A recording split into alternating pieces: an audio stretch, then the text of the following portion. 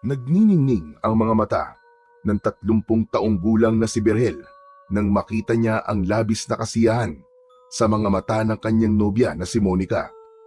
Nasa tabing ilog sila na nasa labas ng Hacienda Rodriguez kung saan naglatag si Berhel ng banig at nagdala siya ng mga paboritong pagkain ni Monica, gaya ng inihaw na tilapia, ginataang langka at biko. Sa ganung paraan naisip ni Berhel na ipagdiwang ang ika-4 na anibersaryo ng kanilang pagmamahalan. Nagustuhan mo ba, mahal ko? Hindi ko lang nagustuhan. Gustong gusto ko, Berhel. At lahat talaga ng paborito kong pagkain ay niluto mo. Siyempre naman, gusto ko maging espesyal ang araw na ito para sa ating dalawa. Pero hindi lang ako mag-isang naghanda nito. Tinulungan din ako ni Dindo. Hayaan mo, kapag yumaman na tayo, hindi na tayo sa tabing ilog magsi-celebrate ng ating anniversary. Sa beach o kaya sa mamahaling hotel tayo pupunta. Berhel, hindi ko naman kailangan ng magarbong selebrasyon. Basta, kasama kita. Sapat na yun sa akin. Pero gusto kong ibigay ang maginhawang buhay sa iyo, Monica. Ganong buhay ang nararapat sa iyo. Kaya nagsusumikap ako sa buhay. Ngumiti si Monica at masuyong hinaplos ang muka ni Berhel. Napakapalad ko talaga. At ikaw naging nobyo ko, Berhel. Maraming salamat. Kasi araw-araw mong pinaparamdam sa akin kung gaano ako kaspesyal at kung gaano mo ako kamahal. Isang matamis na ngiti ang isinagot ni Berhel sa sinabing yun ni Monica. Umupo na sila sa banig at nagsimula na silang kumain. Habang kumakain ay hindi maiwasang pagmasdan ni Berhel ang kanyang nobya. Monica, mahal ko, ilang anak ba ang gusto mo? Ha? Anak kagad?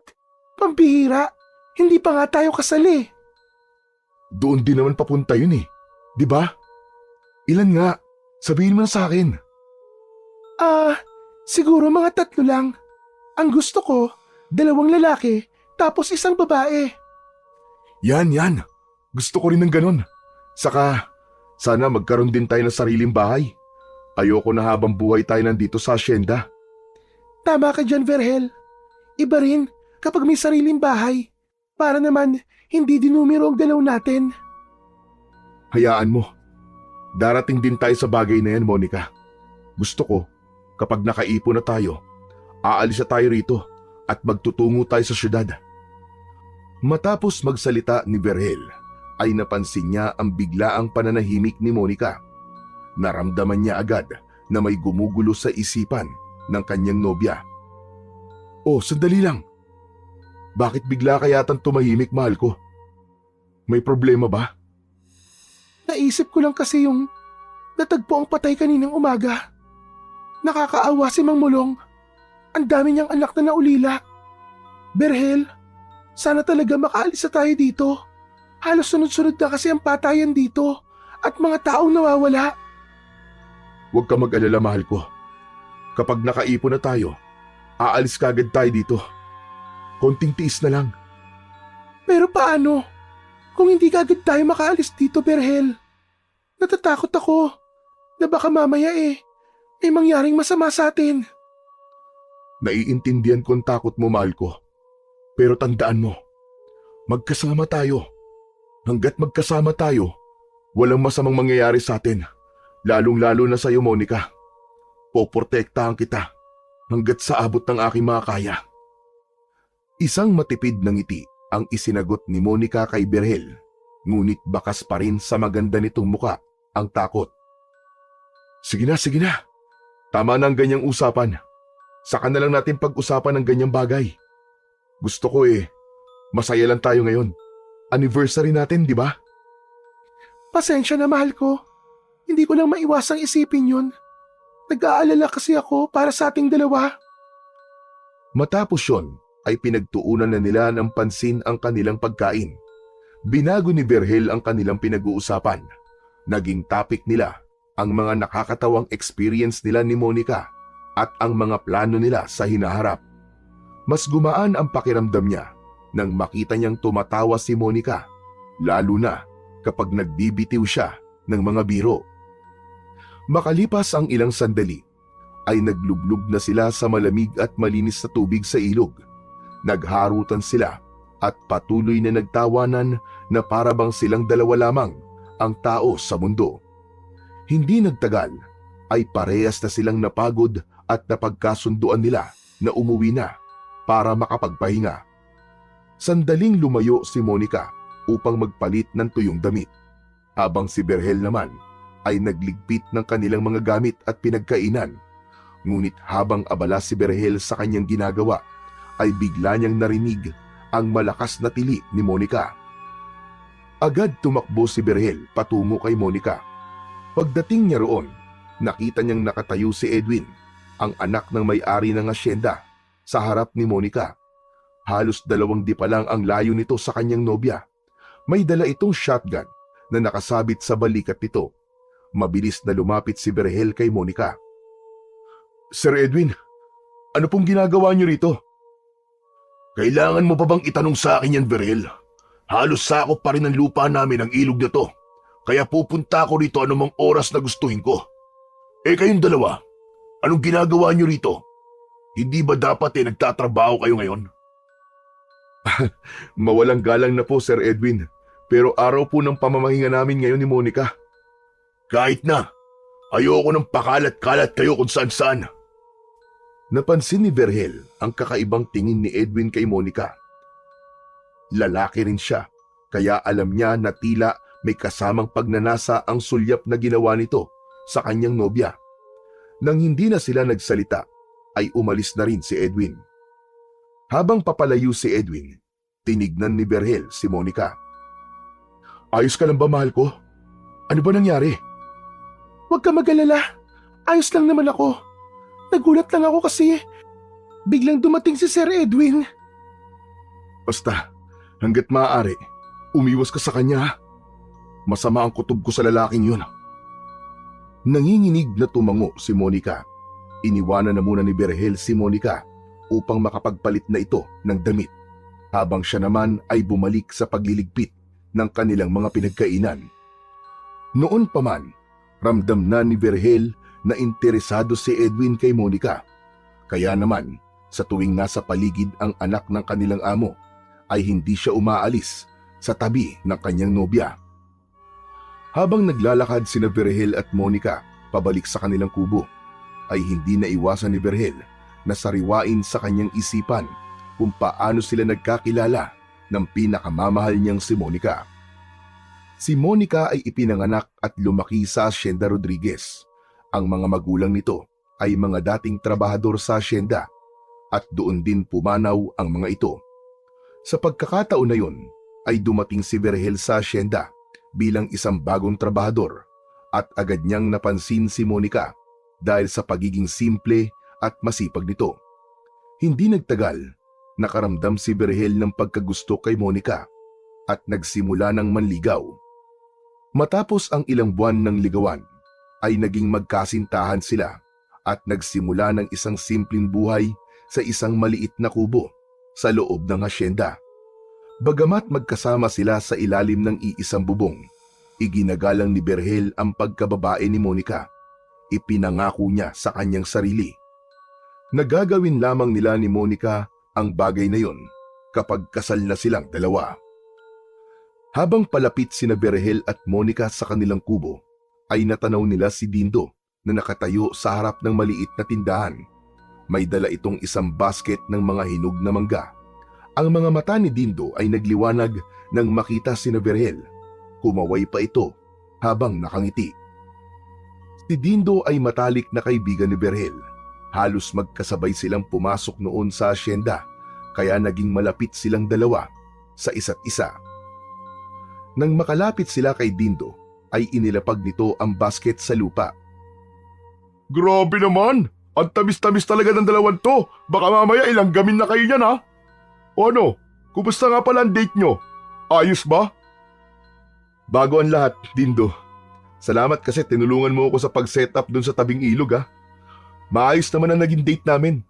Kaya lang, may biglang sumira eh." "Ha? Bakit? Ano nangyari?" "Akalain mo, bigla ba namang dumating si Sir Edwin? Sumakto pa talaga habang nagpapalit ng damit si Monica. Hindi ko alam kung anong gusto niyang mangyari. Kayo na lang ang umiwas kay Sir Edwin. Ramdam ko talaga na may gusto siya kay Monica eh. Palagi ko siyang nahuhuling nakatingin sa'yo. Tapos kakaibang tingin niya. Parang may kasama bang pagnanasa? Yan nga din ang sinabi ko kay Monica eh. Pero parang ang hirap iwasan ni Sir Edwin. Lalo na't sa kanila tayo nagtatrabaho. Sinabi mo pa. Pero sandali lang, maiba ako. Alam niyo na ba na hindi lang si Sir Edwin ang dapat niyong iwasan? Ano ka mo? Bakit? Anong ibig mo sabihin? Kailangan niyo rin maging maingat sa mga nangyayari sa asyenda. May narinig akong usap-usapan ng mga trabador dun sa tubuan. Ayon sa kanila, aswang ang salarin sa mga patayan na nangyayari dito sa asyenda. Ano? Aswang? Anong ibig mo sabihin? Isa kasi sa mga trabahador ang muntik na mabiktima noong nakaraang gabi bago pa mangyari yung kay Mang Mulong. Nakaligtas siya at ang sabi niya, aswang ang umatake sa kanya. Diyos ko, nakakatakot naman yun, Dindo. Nakakatakot talaga, kaya mag-ingat kayo. Kaya nga sinabi ko sa inyo kagad eh. Pero para hindi kayo takutin para alam niyo lang kung ano talaga nangyayari dito sa loob ng asyenda. Oo nga pala, sa inyo na tong mga manggaw. Regalo ko sa anniversary nyo. O siya, aalis na ako at may kailangan pa akong tapusin. Maraming salamat, Dindo Mag-iingat ka rin. Nang makaalis na si Dindo, ay kinuha na ni Berhel ang isang basket ng mangga at dinala yon sa loob ng kanilang kubo. Umupo naman si Monica sa bangko na gawa sa kawayan at napansin ni Berhel ang takot sa muka ng kanyang nobya. Mahal ko, iniisip mo pa rin ba yung sinabi ni Dindo tungkol dun sa aswang? Sa tingin mo, aswang ba talaga yung pumapatay sa mga trabahador dito sa asyenda? Di ko alam, mahal ko. Pero aswang man o hindi, dapat pa rin tayong maging maingat. Lalo na't tila walang ginagawang hakbang sina Sir Armando at Sir Edwin para wakasan ang mga patayan dito. Mas lalo tuloy ako natakot, Verhel. Paano kung tayo naman ang sunod na magiging biktima ng aswang? Monica, alam kong natatakot ka, pero hindi ko haayaang may masamang mangyari sa'yo. Pangako, hindi kita pababayaan. Maraming salamat, Verhel. Salamat kasi palagi mo akong pinapakalma. Magtiwala ka lang sa akin, Monica. Wala kang dahilan para mag-alala. Hanggat kasama mo ko, mananatili kang ligtas. Doon na nila tinapos ang kanilang pag-uusap. Inilagay na ni Verhel ang mga ginamit nila sa picnic sa batalan at sinimulang hugasan ang mga yun. Ang totoo ay natatakot din kasi siya sa mga patayan na nangyayari sa asyenda. Pero mas pinili niyang wag itong ipakita kay Monica dahil nais niya na siya ang pagkunan nito ng lakas ng loob at tapang sa hindi magandang nangyayari sa kanilang paligid. Isang umaga, hindi pa man ganap na sumisikat ang araw, ay gising na sina Verhel at Monica. Pinagsaluhan nila ang isang simpleng almusal, mainit na kapeng barako, sinangag, pritong itlog at daing na bangus. Matapos nilang kumain, ay naglakad na sila papunta sa kanilang trabaho. Sa kanilang paglalakad, ay napansin nila ang mga trabahador na nagtitipon sa harapan ng malawak na kwadra ng mga kabayo. Nasa harapan ng mga yon, sina Amado at Edwin na nakatayo sa isang mataas na platform. Seryoso ang mukha ng mag-ama at hindi na nagdalawang isip sina Verhel na lumapit doon upang pakinggan ang sinasabi ng dalawa. Nakarating na sa aking kaalaman na may kumakalat na bali-balita tungkol sa mga aswang sa asyenda at gusto ko itong linawin. Walang katotohanan na aswang ang pumapatay sa mga trabahador dito. Huwag niyo nang palalain ang hindi magandang nangyayari sa aking asyenda. Isa pa, patuloy pa rin ang investigasyon ng mga pulis. Kasalukuyan nilang iniimbestigahan kung sino talaga responsable sa mga patayan na nangyayari dito. May hinala ang mga otoridad na ang mga kalaban namin sa negosyo ang may kagagawa ng lahat ng ito. Ginagawa nila ito upang pabagsakin kami at mawala ang tiwala ng mga tao sa amin. At kung sino man sa inyo ang magpapatuloy na magkalat ng mga kwento tungkol sa aswang, sisiguraduhin kong mawawalan kayo ng trabaho. Ang sino man na magtatangka magasik ng takot o magpapatuloy ng mga kasinungalingan ay hindi ko napapayagan pa. Ang asyenda na ito ay matagal nang pinagmumula ng ikabubuhay ng marami at hindi ko papayagan na sirain ng walang basehan ng mga kwento. Tahimik lang ang lahat ng trabador. Ang ilan sa mga ito ay nagpalitan ng mga tingin na may halong takot at pag-aalinlangan. Sige na! Makakaalis na kayo! Bumalik na kayo sa inyong mga trabaho! Nang mag-alisan na ang mga trabador, ay nagsimula na ring maglakad sina Berhel at Monica patungo sa manukan kung saan sila nagtatrabaho. Imbis na makampante sa sinabi ni na Amado at Edwin, ay mas lalo lang nagkaroon ng alalahanin si Berhel. Habang naglalakad, ay biglang lumapit si Dindo sa kanila. Naniniwala ba kayo sa sinabi ni Amado at Edwin na hindi aswang ang may kagagawa ng mga patayan dito? Dindo, tumahimik ka. Baka mamaya may makarinig sa'yo at isumbong tayo sa mga amo natin. Nakalimutan mo na ba kung anong sabi ni Amado? Kung sino man ang mauhuling pinag-uusapan yung aswang, ay mawawalan ng trabaho. Oo nga naman, Dindo. Hindi namin kayang mawalan ng trabaho ngayon. Tayo-tayo lang naman na nandito eh. Walang makakarinig sa atin. Saka sina Amado at Edwin lang naman ang nagsabi na hindi aswang ang may kagagawan sa patayan. Lahat ng mga trabador naniniwala na aswang ang totoong salarin. Dindo, ano ba? Tama na. Baka magkaproblema pa tayo. Huwag na natin pag-usapan pa mga bagay na yan. Pero kahit anong saway ni Berhel sa kanyang kaibigan, ay hindi pa rin huminto ang bibig nito. Tsaka alam mo, hindi rin ako naniniwala nag-iimbestiga ang mga pulis. Pakiramdam ko, pati nga mga yun binabayaran ni na Amado para hindi na sila mag-imbestiga. Kailan ba kayo nakakita ng mga pulis dito, maliban sa tuwing may natatagpo ang patay? Dindo, pakiusap, tama na. Ayaw na namin pag-usapan ni Berhel ang tungkol sa bagay na yan. Ayaw namin mawalan ng trabaho. Sa sinabing yun ni Monica, ay hindi na nagsalita pa si Dindo. Maya-maya pa ay nagpaalam na ito upang magtungo sa manggahan kung saan ito nakapwesto. Habang naglalakad, ay laman ng isip ni Berhel ang mga sinabi ni Dindo. Aminado siya na malaki ang posibilidad na totoo ang sinabi ng kanyang kaibigan. May pakiramdam siya na may mga bagay na itinatago at pinoprotektahan sina Amado at Edwin, kaya wala silang ibang pwedeng gawin kundi ang maging maingat, lalo na sa tuwing kumakagat ang dilim. Nang makarating sina Berhel at Monica sa manukan, ay nagsimula na agad sila sa pagtatrabaho. Habang abala si Berhel sa paglilinis sa kulungan ng mga manok, hindi niya maiwasang isipin muli ang tungkol sa mga nangyayari sa asyenda. Kung may sapat na pera lang sana sila ni Monica, hindi na sila kailangan magtiis sa takot at hirap na dulot ng kanilang sitwasyon sa lugar na yon. Maya-maya pa, napansin ni Berhel si Monica na abala sa pagkuha ng mga itlog. Nasa tabi nito si Edwin at kinakausap ang kanyang nobya. Hindi niya sana yon pagtutuunan ng pansin, ngunit napansin niyang tila hindi komportable si Monica. Hindi na nag-atubiling lumapit ni Berhel kina Monica at Edwin. May problema ba, Monica? Hindi nakasagot si Monica, ngunit nang tumingin ito sa kanya, ay napansin niya na tila humihingi ito ng saklolo sa kanya. Mahinang tumawa si Edwin at hinarap nito si Berhel.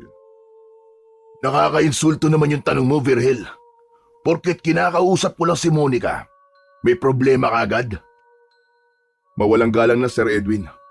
Napansin ko kasi na parang hindi komportable si Monica eh.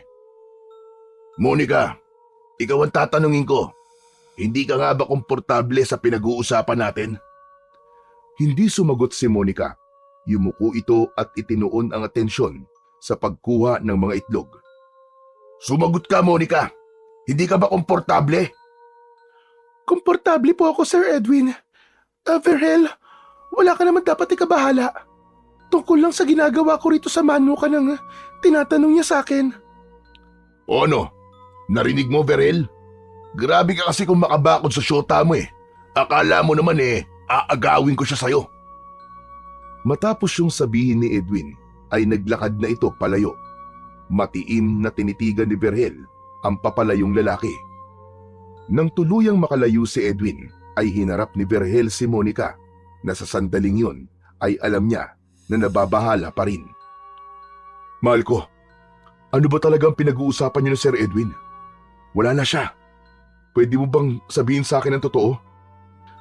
Wala, Berhel. Wala naman siyang sinabing masama. Magtrabaho na lang ulit tayo. Hindi ako babalik sa pagtatrabaho ko hanggat hindi ka sa akin nagsasabi ng totoo. Sabihin mo na, anong sinabi sa'yo ng Edwin na yun? Sandaling tumahimik si Monica. Umangat ang mukha nito at may takot sa mga mata na tumingin kay Berhel. Sinabi sa akin ni Sir Edwin na mas masarap daw ang itlog na meron siya kaysa sa mga itlog na kinukuha ko. Tignan mo na. Hayop talaga. Napakabastos ng Edwin na yun. Ano pang sinabi ni Edwin sa'yo? Ano pa? Tumahimik si Monica at napansin ni Berhel na mas tumindi ang takot sa mukha nito. Muli itong umiwas ng tingin sa kanya. Dahil doon ay mas lalong tumindi ang kagustuhan niya. Laman kung ano ang mga sinabi ni Edwin sa kanyang nobya. Monica, ano pang sinabi sa'yo ni Edwin? Pakiusap. Sagutin mo ang tanong ko. Nagalok siya sa akin ng malaking halaga. Kapalit ng ano? Kapalit ng isang gabi na magkasama kami sa kwarto niya. Agad na naglagablab ang galit sa dibdib ni Berhel. Hindi niya na kayang palampasin ang pambabastos na ginawa ni Edwin kay Monica. Maglalakad na sana siya patungo sa direksyon na pinuntahan ni Edwin. Pero mabilis siyang niyakap ni Monica. Bitiwan mo ako, mahal ko! Bitiwan mo ako! Kailangan kong turuan ng leksyon ng hayop na lalaking yun! Berhel! Berhel, parang awa mo na. Huwag mo nang kausapin si Edwin. Baka mas lalo lang gumulo. Huwag mo nang palalain ang sitwasyon. Hindi ko kayang palampasin ang ginagawa niya sa'yo, Monica. Ano ba tingin niya sa'yo? Isang bagay na pwede niyang bilhin gamit ang pera niya? Kailangan ko siyang kausapin at ipaunawa sa kanya na hindi dahil tauhan lang nila tayo dito ay pwede niya tayong bastos-bastusin. Ako na nakikiusap sa'yo, Berhel. Baka kung ano pa ang gawin sa'yo ni Sir Edwin. Kilala mo siya. Alam mo kung anong kaya niyang gawin. Matamang tinignan ni Berhel si Monica. Kita niya pa rin ang takot sa mukha nito. Pero alam niya na ang takot na yon ay pwedeng mangyari sa kanya kapag kinausap niya si Edwin. Pinilit na lang niyang kumalma dahil alam niya na wala na siyang magagawa kung hindi ang sundin si Monica upang hindi na ito matakot. Pero Monica, kung hindi ko siya kakausapin, gagawin niya ulit yun sa'yo. Huwag ka mag-alala kasi hindi naman ako papayag sa gusto niya eh. Kaya huwag mo na siyang kausapin. Huwag mo na siyang patulan. Sige, papalampasin ko ang ginawa niya ngayon sa'yo. Pero kapag inulit niya pa yon, pasensya na. Pero hindi na ako mananahimik. Salamat, Berhel. Salamat. Sige na, magtrabaho na tayo ulit. Ngumiti ng konti si Berhel at niyakap si Monica. Ngunit ang galit niya kay Edwin ay nananatili sa loob niya. Masakit para sa kanya na binastos ang babaeng iniingatan niya. Kaya sinabi niya sa sarili na kapag muling binastos ni Edwin si Monica, ay haharapin niya ito kahit pigilan siya ni Monica.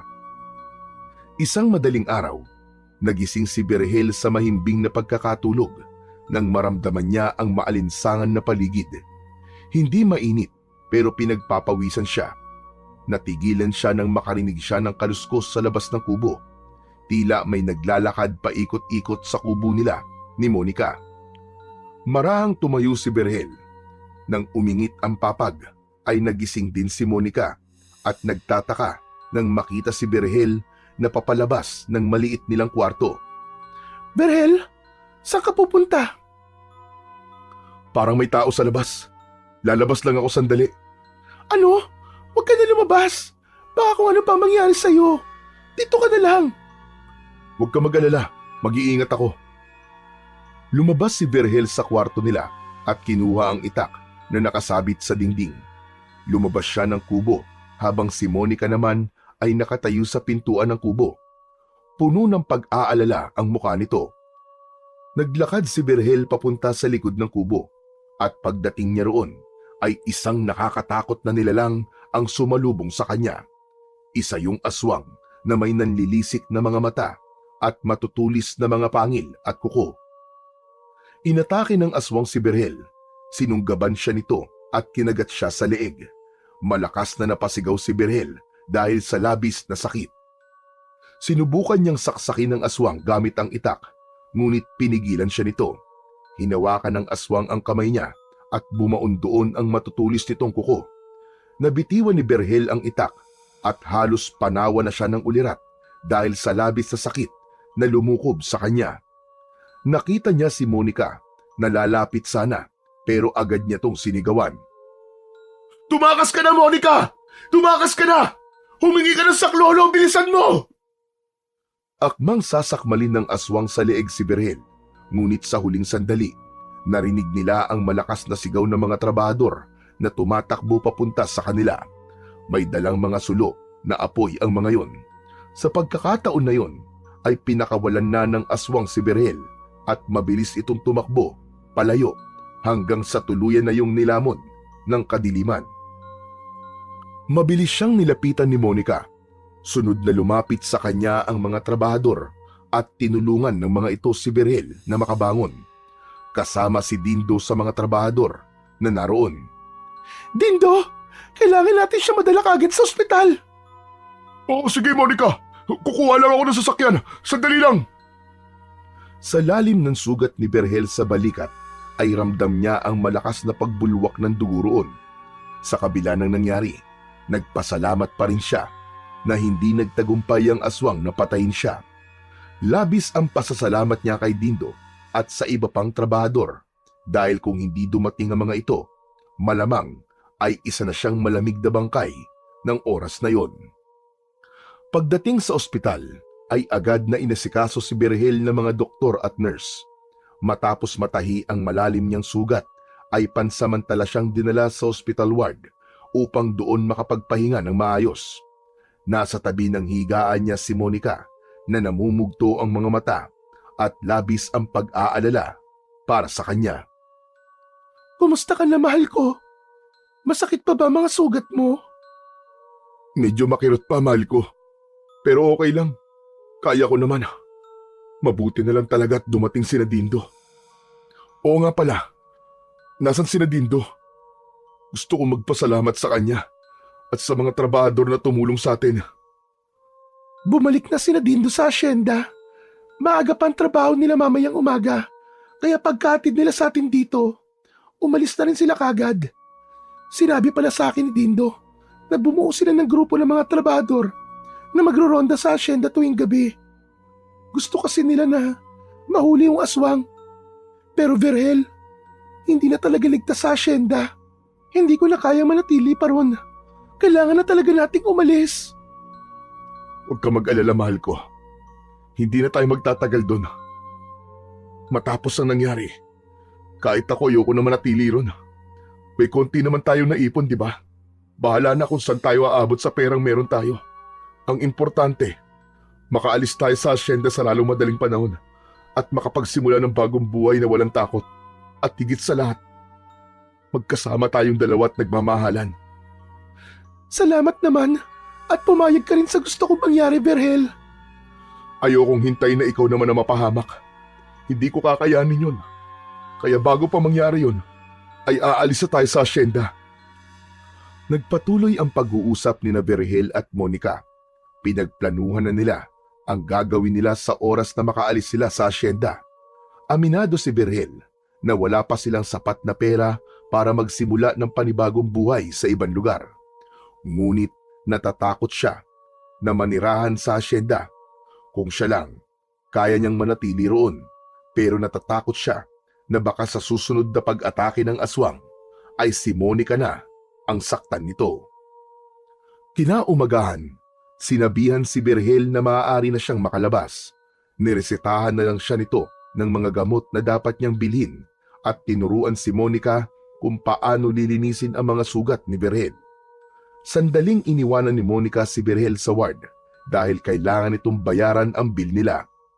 Makalipas ang ilang sandali ay bumalik na ito at sinabi nito kay Berhel na makakauwi na sila. Paglabas nila ng ospital, nagulat sila nang makita si Edwin na nakatayo sa labas. Ngumiti ito ng malaki nang makita sila at naglakad ito papalapit kina Berhel at Monica. Sir Edwin, ano pong ginagawa niyo rito? Nakarating sa akin ang balita na inatake raw kayo ng aswang no madaling araw. Ikinalulungkot ko nangyari sa inyo, lalo na sa iyo, Berhel. Akala ko ba hindi ka naniniwala sa aswang?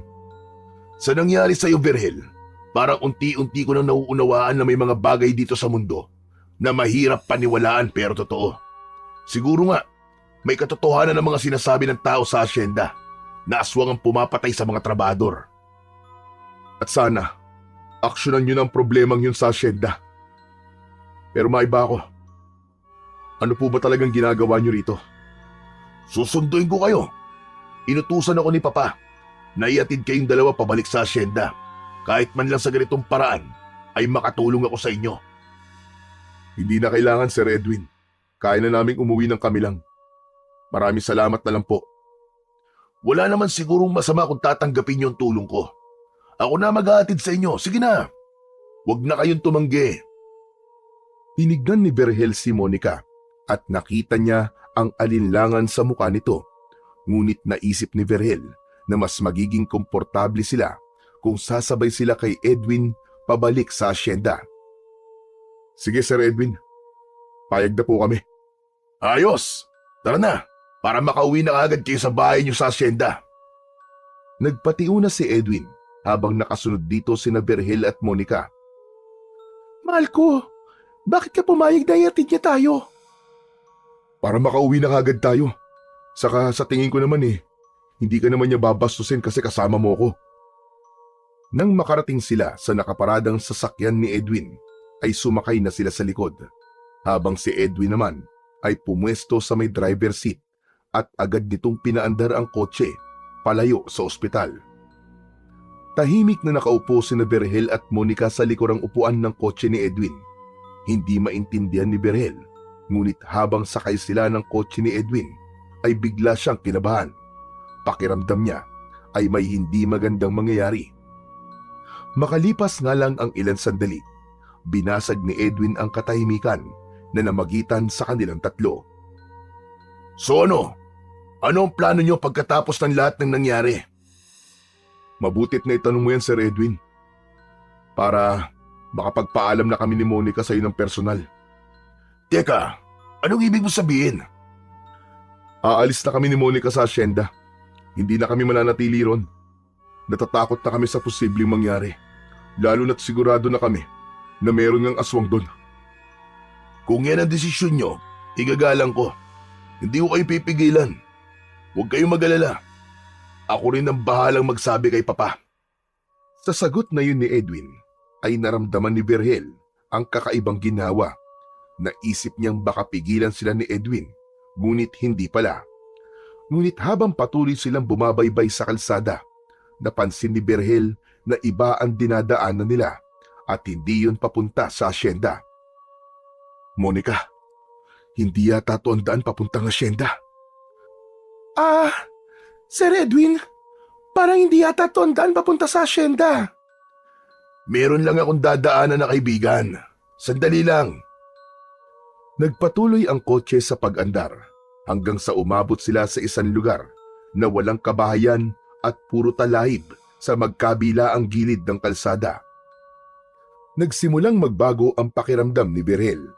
Bigla siyang kinabahan at naramdaman niyang may hindi tamang nangyayari. Maya-maya pa, tumigil ang kotse ni Edwin sa gilid ng kalsada. Sir Edwin, bakit tayo huminto dito? Ano to? Hindi sumagot si Edwin. Nagulat na lang sina Berhel at Monica nang biglang bumukas ang pinto sa backseat sa tabi ni Monica. Laking gulat nila nang makita nila si Amado na mabilis na pumasok sa kotse. Tumabi ito kay Monica at agad nitong isinarado ang pinto. Mas lalo pang nagulat sina Berhel at Monica nang biglang naglabas ng baril si Amado at itinutok yon sa kanila. Diyos ko, Sir Amado, ano pong ginagawa niyo? Ano pong ibig sabihin nito? Huwag niyo nang subukang gumawa ng kalokohan o sumigaw dahil hindi ako magdadalawang isip na paputukan kayong dalawa. Anong gagawin niyo sa amin, sir? Malalaman mo rin mamaya, Berhel. Edwin, sige na, mag-drive ka na. Okay, Papa. Galit at takot ang naramdaman ni Berhel ng sandaling yun. Napayakap na lang sa kanya si Monica habang nanginginig. Nang umandar na muli ang kotse, agad na nag-isip si Berhel ng paraan para makatakas sila. Ngunit alam niya na wala silang laban sa pagkakataon na yon dahil ramdam niya kay Amado na hindi ito magdadalawang isip na patayin sila kapag gumawa sila ng hindi nito magugustuhan. Ilang oras na bumiyahe sina Berhel sa daan na hindi na pamilyar sa kanila ni Monica. Inabot na sila ng dilim hanggang sa huminto ang kotse sa tapat ng isang lumang warehouse. Bumaba ng sasakyan si Edwin at binuksan ng pinto sa tabi ni Berhel. Nanlaki ang mga mata niya nang tutukan siya nito ng baril. Sige na, bumaba ka na, Berhel. Ano bang gagawin niyo sa amin? Bumaba ka na, sabi! Maraang bumaba mula sa kotse si Berhel. Pagkababa niya ay sinubukan niyang agawin ang baril kay Edwin pero hindi siya nagtagumpay nang mabilis na mailayo nito sa kanya ang hawak nitong baril. Sa isang iglap, naramdaman ni Berhel ang malakas na paghampas ng baril sa likod ng kanyang ulo. Ang lakas ng palo ay nagdulot sa kanya ng matinding pagkahilo. Ang mga mata ni Berhel ay nagdilim at bumagsak siya sa lupa. Sa pagbabalik ng malay ni Berhel, ay nalaman niyang nasa loob na siya ng warehouse. Bahagya pa ring umiikot ang paningin niya. Nakatali siya sa isang upuan at halos hindi siya makagalaw. Ngunit ang talagang gumimbal kay Berhel ay nang makita niya si Monica na nakahiga sa isang malapad na lamesa. Ang katawan nito ay puno ng mga pasa. Nakatulala ito habang walang tigil ang pag-agos ng luha. Nasa ibabaw ni Monica si Edwin habang ginagawan ng kahalayan ang kanyang nobya. Agad na sumiklab ang puot sa dibdib ni Berhel. Mga hayop kayo! Itigil niyo yan! Itigil niyo yan, mga hayop kayo! Monica! Monica! Ang sigaw ni Berhel ay pumuno sa buong warehouse. Naroon din si Amado na nakatayo at pinapanood ang ginagawa ni Edwin kay Monica. Masayang masaya pa ito habang panay ang hit-hit sa sigarilyo. Sinubukan ni Berhel na makawala mula sa pagkakatali sa upuan. Nagpumigla siya ng ubod lakas at nagwala, pero lahat ng yun ay walang silbi sa higpit ng pagkakatali sa kanya. Patawarin mo ko, Monica. Patawarin mo ko. Patawad! Nang matapos na si Edwin, ay si Amado naman ang pumaibabaw kay Monica. Halos mabaliw na si Berhel ng sandaling yun. Ang mga mata ni Berhel ay puno ng galit at sakit. Ngunit wala siyang magawa. Tanging sigaw at iyak na lang ang tumulong sa kanya upang palabasin ang sakit na kanyang nararamdaman. Makalipas ang ilang sandali, ay natapos na rin sina Amado at Edwin sa pagbaboy sa katawan ni Monica. Nanatili itong nakahiga sa lamesa habang tahimik na lumuluha. Si Berhel naman ay nakatali pa rin sa upuan. Nakayuko siya at tahimik na umiiyak. Pakiramdam niya ay wala siyang silbi ng sandaling yun dahil hindi man lang niya nagawang ipagtanggol ang kanyang pinakamamahal na nobya. Maya-maya pa ay lumapit si Edwin kay Berhel. Umangat ang mukha ni Berhel at sinalubong niya ng tingin si Edwin. Nakangisi ito ng nakakaasar at hindi kakabakasan ng pagsisisi ang muka. Walang iya kayong dalawa. Mga hayop kayo! Mga hayop! Masahol pa kayo sa demonyo! Ang sarap pala talaga ng girlfriend mo, Berhel. Amoy pinipig. Hayop ka! Hayop! Mga walang kaluluwa! Hayop na kung hayop. Hayop naman kasi ang sarap ng girlfriend mo eh. Matagal ko nang pinagnanasaan si Monica. Hindi ko akalain na ganun din pala si Papa. Aba, akalain mo yun. Pareho pa pala kami ng gusto. Kaya yun, isinama ko na siya rito. Bantay sarado ka kasi palagi kay Monica eh. Kaya gumawa na kami ng paraan para magkaroon ng katuparan ang pantasya namin kay Monica. Mga demonyo kayo! Sa oras na makawala ko rito, papatayin ko kayo. Isinusumpa ko! Papatayin ko kayo magkama! Mga demonyo kayo! Mga demonyo! Ngunit sa halip na takot, tawa lang ang isinagot ni Edwin. Naglakad si Amado patungo kay Monica. Hinawakan nito ang katawan ng dalaga. Si Monica, Amado! Lumayan mo na siya! Hindi pa ba kayo masaya sa ginawa niyo sa kanya? Mga hayop kayo! Lumayan mo na si Monica! Sayang, ang ganda pa naman ng katawan ng girlfriend mo, Berhel. Pero lupa at mga uod lamang ang makikinabang sa kanya. Bago pa man makapagsalita si Berhel, ay inilabas na ni Amado ang baril nito at walang kaabog-abog na pinaputukan nito si Monica sa dibdib. Pakiramdam ni Berhel ay huminto ang mundo niya ng sandaling yun nang makita niya ang pagpikit ng mga mata ni Monica. Labis siyang nagimbal sa bilis ng mga pangyayari. Halos mabaliw na siya nang isigaw niya ang pangalan ng kanyang nobya. Ngunit ang pagsigaw ni Berhel ay agad na naputol nang siya naman ang tinutukan ni Edwin ng baril. Nang paputokin nito ang baril, ay naramdaman niya ang pagbaon ng bala sa kanyang dibdib. Agad na nagdilim ang paningin niya at matapos yun ay wala na siyang naalala sa mga sumunod na nangyari. Hindi akalain ni Berhel na mabubuhay pa siya matapos siyang barilin sa dibdib ni Edwin. Marahan niyang ibinukas ang kanyang mga mata at doon niya nalaman na hila siya ni Amado sa kanyang mga paa. Habang si Monica naman ay si Edwin ang humihila. Nasa isang kagubatan sila na wala siyang ideya kung saan. Hindi siya gumalaw dahil alam niya na kapag nalaman ni na Edwin na buhay pa siya, ay tutuluyan siya ng mga ito. Makalipas lamang ang ilang sandali, ay huminto na sila. Papa, sigurado ka ba na walang makakakita sa katawan ng dalawang to dito sa hukay? Sigurado ko, Edwin. Ang hukay na yan ay puno ng mga makakamandag na ahas, kaya walang magpupunta rito. Maglalaho na lang na parang bula sina Berhel at Monica. Wala silang pamilya, kaya wala nang maghahanap sa kanila. Nanatiling hindi gumagalaw si Berhel. Pinag-isipan niya ang mga susunod niyang gagawin upang hindi magtagumpay ang dalawa sa plano ng mga ito.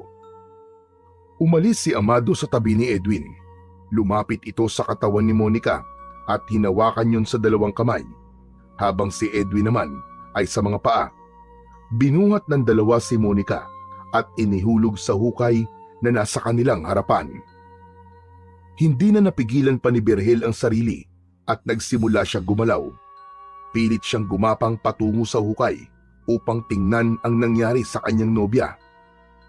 Ba, tingnan mo nga naman at buhay ka pa palang hayop ka. Talagang matibay ka, ah. Pusa ka ba? At siya man buhay mo? Napahinto sa paggapang si Berhel nang tapakan ni Edwin ang ulo niya. Ipinagdiinan pa nito ang ilalim ng sapatos nito at halos mapahalik na siya sa lupa. Gagawin ko ang lahat para mabuhay. Babalik ako at sisiguraduhin ko makapaghihiganti ako sa inyo. Sa impyerno na lang tayo magkita, Berhel. Doon mo na lang gawin yung paghihiganti na sinasabi mo. Tinulungan ni Amado si Edwin na buhatin si Berhel. Walang kahirap-hirap na naiangat ng dalawa ang katawan niya mula sa lupa. Sa paglingon niya sa hukay ay nakita niya na may kalaliman yun. Dahil sa nangihina pa rin ay hindi na nagawang manlaban pa ni Berhel. Maya-maya pa ay tuluyan na siyang itinapon ni na Edwin sa hukay. Pakiramdam ni Berhel ng mga sandaling yun ay bumagal ang pag-andar ng oras at habang nahuhulog siya sa hukay ay nakita niya ang mukha ni na Edwin at Amado na nakasilip sa hukay habang may malademonyong ngiti sa labi ng dalawa. Hanggang sa naramdaman niya ang lakas ng pagbagsak ng katawan niya sa malamig na lupa. Narinig pa niya ang malakas na pagtawa ni na Edwin bago umalis ang mga yon. Gumapang ang kirot sa buong katawan ni Berhel. Luminga siya sa paligid upang hanapin ang katawan ni Monica, ngunit sa hindi maipaliwanag na pangyayari ay hindi niya yon nakita. Maya-maya pa, narinig niya ang pagtunog ng mga ahas sa paligid niya. Wala siyang masyadong makita dahil sa dilim, ngunit ramdam niya ang paggapang ng napakaraming ahas sa kanyang katawan. Ang malamig na katawan ng mga ahas ay gumapang sa kanyang balat. Nang masanay sa dilim ang mga mata ni Berhel, ay doon niya nakita ang isang malaking kobra na mabilis na gumapang papunta sa kanya. Nag-alisan ang maliliit na ahas sa pagdating ng malaking kobra na yon. Pinaluputan siya nun at tumapat ang muka ng ahas sa muka niya. Labis siyang kinilabutan nang makita na tila umiilaw ang mga mata ng kobra. Kulay pula ang mata nun na parang maliliit na bolang apoy. Mabilis siyang tinuklaw ng malaking kobra sa leeg. Naramdaman ni Berhel ang mabilis na pagdaloy ng kamandag nito sa kanyang ugat. Nang magsimula siyang magpumiglas, ay mas lalong humigpit ang pagkakapulupot ng ahas sa kanyang katawan. Pakiramdam niya ay unti-unting nadudurog ang kanyang mga buto. Ang katawan ni Berhel ay tuluyang nawalan ng lakas, hanggang sa tuluyan na siyang nilamon ng kadiliman. Kinaumagahan, biglang nagising si Berhel nang may malamig na hanging dumaan sa kanyang muka. Napasinghap siya at isang malalim na paghigop sa hangin ang kanyang ginawa. Napagtanto niya na nasa ilalim pa rin siya ng hukay. Bumangon siya at tumupo. Makalipas ang ilang minuto, ay marahan siyang tumayo. Ang unang pumasok sa isip niya ay si Monica. Hinanap niya ang katawan ng kanyang nobya, ngunit sa hindi maipaliwanag na dahilan, hindi niya nakita ang bangkay ni Monica sa loob ng hukay. Hanggang sa naramdaman niya ang kakaibang lakas na meron siya ng sandaling yon. Itinaas niya ang kanyang damit at nagulat siya dahil wala na ang sugat niya sa dibdib mula sa tama ng baril. Kinapa niya ang tuklaw ng kobra sa leeg niya at maging yun ay wala na rin. Pakiramdam niya tuloy ay isang masamang panaginip lang ang lahat ng nangyari. Hindi na muna yon inintindi ni Berhel at nagpatuloy siya sa paghahanap sa katawan ni Monica hanggang sa nakita niyang lumabas ang malaking kobra sa isang butas sa isang sulok ng hukay. Papunta yun sa direksyon niya. Titig na titig si Berhel sa kobra dahil hindi niya akalain na sobrang laki pala nun. Sigurado siya na yun din ang kobra na tumuklaw sa leeg niya nung mapunta siya sa hukay na yun. Tila nakatitig ang kobra kay Berhel at hindi niya maintindihan kung bakit tila may malalim na silang koneksyon ng ahas na yun. Hindi natakot si Berhel sa kobra. Sa halip, naramdaman niya na tila kinakausap siya nito gamit ang kanyang isip. Kaya imbis na lumayo sa kobra, ay lumapit pa siya rito. Matiim niyang tinignan ang kobra hanggang sa malinaw niyang naririnig sa kanyang isip ang nais nitong sabihin sa kanya. Nais mo kong tulungan na magigante, hindi ba? Nakuha ni Berhel ang kasagutan sa pagtitig ng kobra sa kanya. Hindi nagtagal, muling gumapang ang kobra sa lupa. Iniunat nito ang katawan nito at namangha siya nang biglang tumigas ang katawan ng kobra at nagbago yun ng anyo.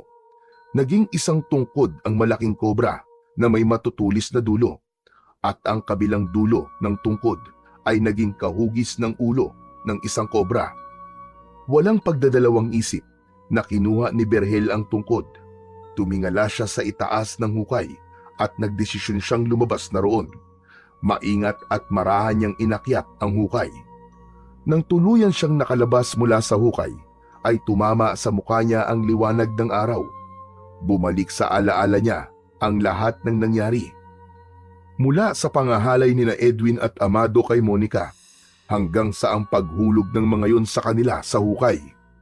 Hindi maipaliwanag ni Berhel ang puot na nasa puso niya ng sandaling yun. Mga hayop kayo!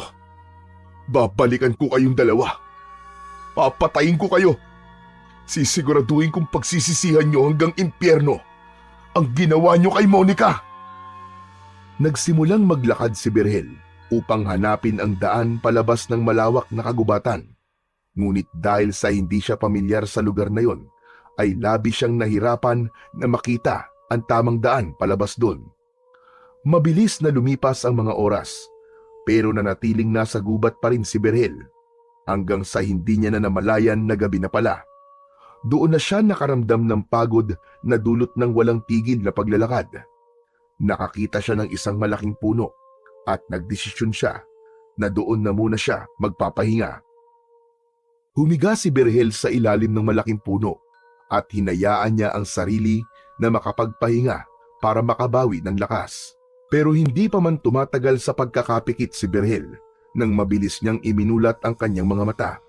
Isang kakaibang pakiramdam ang sumiksik sa buong katawan niya. Tila may mata na nagmamasid sa kanya. Hanggang sa isang anino ang nakita niyang gumalaw sa kanyang kaliwa. Mabilis siyang tumayo at doon niya nakita ang isang aswang na naglalaway na parabang isarap na putahe ang tingin sa kanya. Hindi na nag-aksaya ng oras si Berhel. Agad niyang kinuha ang tungkod na may kahugis ng kobra. Nang hawakan niya yon, ay isang kakaibang daloy ng lakas ang gumapang mula sa tungkod patungo sa kanyang buong katawan. Ang pakiramdam niya ay parang may isang hindi maipaliwanag na enerhiya na gumising sa buong pagkatao niya. Sumugod ang aswang kay Berhel. Sinalubong naman ni Berhel ang aswang at pinigilan niya ang akmang pagsakmal na mga matutulis nitong kuko gamit ang tungkod.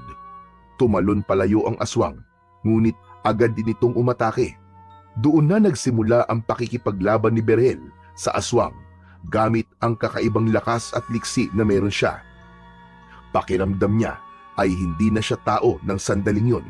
Ang galaw niya ay maihahalin tulad sa bilis ng isang kobra. Sa kabila ng pagiging mabagsik ng aswang, hindi yun umubras sa lakas at bilis ni Berhel. Hinampas ni Berhel ang katawan ng aswang gamit ang tungkod. Tumilapon ang katawan nito at nagpagulong-gulong sa lupa. Sa isang iglap, tila naging eksperto si Berhel sa pakikipaglaban sa aswang. Habang nakahandusay ang aswang sa lupa, ay mabilis na lumapit dito si Berhel. Inibabawan niya ito at malakas siyang sumigaw bago niya ito kinagat ng mabilis sa leeg. Malakas na sumigaw ang aswang. Nangisay ang katawan ng aswang at napansin ni Berhel na ang parteng kinagat niya rito ay bumubula. Tila binuhusan ito ng napakatapang na asido. Nang huminto sa paggalaw ang aswang, ay patuloy pa rin na nilalamon ng tila asido ang katawan nito.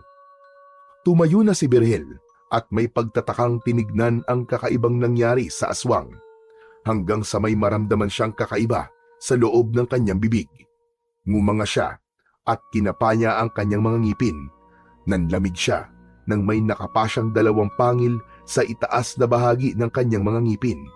Kahit hindi niya yun nakikita, alam niya na ang mga pangil na yon ay maihahalin tulad niya sa pangil ng isang kobra na tumuklaw sa kanya. Sa sandaling yon ay unti-unti nang naintindihan ni Berhel ang lahat. Tinignan niya ang tungkod na hawak niya at napagtanto niya na ang kamandag ng malaking kobra ang nagbigay sa kanya ng kakaibang lakas at bilis. At ang tungkod na yon ay ang kanyang magiging sandata sa pakikipaglaban. Sa sandaling yon ay nasa kanya na ang mutya ng kamandag ng kobra. Isang malademonyong ngisi ang sumilay sa labi ni Berhel. Sigurado siya na dahil doon ay magtatagumpay siya sa paghihiganti niya kina Edwin at Amado. Hindi pa man sumisikat ang araw, ay nagpatuloy na kagad si Berhel sa paglalakad upang makalabas sa kagubatan na yon. At sa pagkakataon na yon, ay nagtagumpay na siyang makita ang kalsada. Mula roon ay muli siyang naglakad upang bumalik sa asyenda kahit hindi siya sigurado kung ang nilalakaran niya ay ang tamang direksyon papunta sa asyenda nina Edwin at Amado. Sa gitna ng paglalakad ni Berhel ay nakarinig siya ng ugong na paparating na sasakyan. Mabilis siyang nagtago sa makapal na talahib sa gilid ng kalsada. Isang truck na may mga basket ng mangga sa likod ang dumaan at huminto sa gilid ng kalsada. Ilang metro lamang ang layo nun mula sa kinaroroonan ni Berhel. Nanlaki ang mga mata ni Berhel nang mula sa truck ay bumaba ang kaibigan niyang si Dindo. Nagmamadaling nagtungo si Dindo sa gilid ng kalsada upang umihi. Habang umiihi si Dindo, naisip ni Berhel na ang truck na yon ang tanging paraan upang mabilis siyang makabalik sa asyenda. Hindi na siya nagsayang ng oras at tahimik ngunit mabilis siyang umakyat ng truck. Walang nakapansin nang sumakay siya sa likod ng truck at nang isiksik niya ang sarili sa malalaking basket na naroon. Hindi nagtagal ay muling umandar ang truck. Sa pagkakataon na yon, naisip ni Berhel na abot kamay na niya ang kanyang paghihiganti kina Edwin at Amado dahil tila tadhana na ang gumawa ng paraan upang agad siyang makabalik sa asyenda. Makalipas lang ang mahigit isang oras, ay nakita na ni Berhel ang napakalaking gate ng asyenda sa unahan. Nang pumasok na ang truck sa asyenda, ay inihanda na ni Berhel ang sarili. Pagdating ng truck sa driveway ng asyenda, ay nagmasid si Berhel sa paligid. Alam niya na bago pa huminto ang truck ay kailangan na niyang bumaba roon dahil malaki ang posibilidad na may ibang makakita sa kanya. Maya-maya pa ay tumalon na si Berhel mula sa truck at mabilis siyang nagtago sa likod ng isang malaking puno na nasa gilid ng driveway. Nang masiguro niya na walang ibang tao sa paligid, ay mabilis siyang tumakbo patungo sa kagubatan na nasa likod ng asyenda. Nagdesisyon siyang doon muna siya mananatili habang naghihintay ng magandang pagkakataon sa muli niyang pagharap kina Edwin at Amado. Mabilis na lumipas ang mga oras. Muli na namang kumagat ang kadiliman. Tahimik na lumabas si Berhel sa kagubatan at tinungo niya ang kubo nila ni Monica sa dahilan na hindi niya alam. Nang marating ni Berhel ang kubo, ay agad siyang pumasok doon. Nilukob siya ng kalungkutan nang bumalik sa kanyang alaala ang masasayang tagpo nila roon ni Monica. Mula sa kulitan nila, tawanan at pagbuo ng kanilang mga pangarap, lahat ng yon ay nawala sa isang iglap dahil sa demonyong sina Edwin at Amado. Lumapit si Berhel sa maliit na aparador. Binuksan niya yon. Kinuha niya ang paboritong bestida ni Monica at lumuluha niya yung inamoy at niyakap. Pangako, mahal ko, hindi ako titigil hanggat hindi kita na ipaghihiganti. Magbabayad sina Edwin at Amado sa ginawa nila sa'yo. Habang yakap ni Berhel ang bestida ni Monica, ay natigilan siya nang makarinig siya ng yabag ng paa sa kanyang likuran. Agad siyang naging alerto. Lumingon siya at kahit paano ay nakahinga siya ng maluwag nang makita niya si Dindo na nakatayo sa pintuan ng kubo. May pagtataka sa muka na lumapit si Dindo sa kanya. Berhel, kalalabas mo lang ba sa ospital? Teka, nasa si Monica? Wala na. Wala na si Monica, Dindo. Wala na siya. Ano? Anong ibig mo sabihin? Nasa siya? Patay na si Monica, Dindo. Pinatay siya ni na Edwin at Amado. Ano? Seryoso ka ba sa sinasabi mo, Berhel? Paano pinatay? Nung lumabas ako sa ospital, sinundo kami ni Edwin mula sa ospital tapos dinala niya kami sa isang lumang warehouse. At doon, pinagsamantalaan ni na Edwin at Amado si Monica. Pagkatapos, sa kanila to pinatay. Mga hayop sila. Wala akong nagawa dito. Nakatali ako. Demonyo mag-amang yun. Demonyo sila. Diyos ko, sinasabi ko na nga ba, may masamang balak ang Edwin na yun kay Monica eh. Nakakalungkot na umabot sa ganyan ang lahat. Pero, Berhel, paano ka nakaligtas? Paano ka nabuhay? Hindi ko rin alam, Dindo. Pero isa lang ang sigurado ko.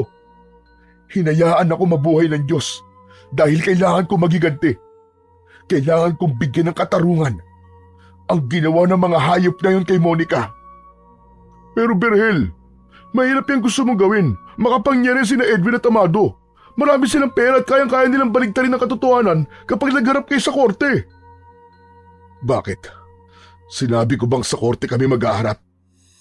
Berhel, hindi ko gustong tumatakbo sa isip mo. Baka mapahamak ka lang sa gagawin mo. Alam mo kung anong kayang gawin nila Edwin. At hindi rin nila alam kung anong kayang gawin ng isang kagaya ko na puno ng galit ang puso. Hindi ko kayang hayaan na lang ang nangyari. Papatayin ko sila dito. Papatayin ko silang dalawa. Sandaling tumahimik si Dindo. Bakas ang pagkabahala sa mukha nito. Makalipas ang ilang sandali, ay marahan itong tumango.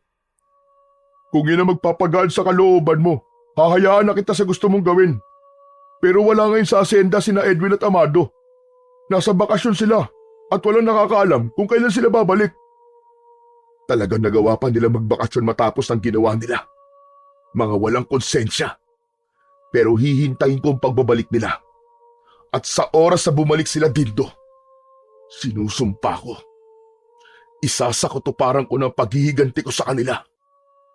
Tudurugin ko sila. Patuloy siyang tinignan ni Dindo nang may kaba sa mga mata nito. Ngunit wala nang makakapigil pa kay Berhel sa mga plano niya. Nais niyang iparamdam kina Edwin at Amado na mas sigit pa ang gagawin niya kaysa sa ginawa ng mga ito kay Monica. At naniniwala siya na magtatagumpay siya lalo na't nasa katawan niya ang kakaibang lakas at kapangyarihan na nagmumula sa mutya ng kamandag ng mahiwagang kobra. Nagkasundo sina Berhel at Dindo na sa kubo muna ni Dindo mananatili si Berhel dahil wala itong kasama roon.